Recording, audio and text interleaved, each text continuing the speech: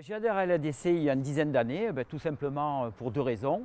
La première, parce que j'avais besoin de moins me sentir seul, j'avais besoin de rentrer dans un réseau. Et le réseau ADC m'intéressait parce qu'on n'était pas dans un réseau entre nous.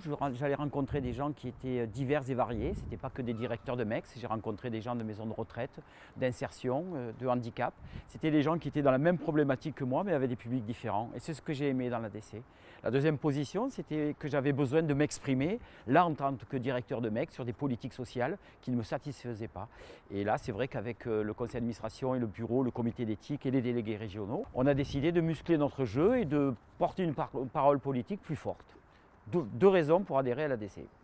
Pourquoi j'adhère à l'ADC?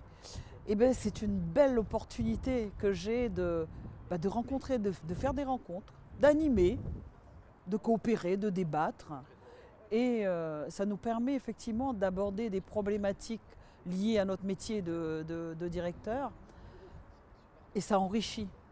Alors voilà, c'est pour ça que depuis plusieurs années, je suis à l'ADC. Pour moi, l'ADC, c'est une association nationale en premier lieu qui permet d'agrandir le réseau au niveau national et plutôt au local. L'ADC, c'est aussi associer, diriger, coopérer.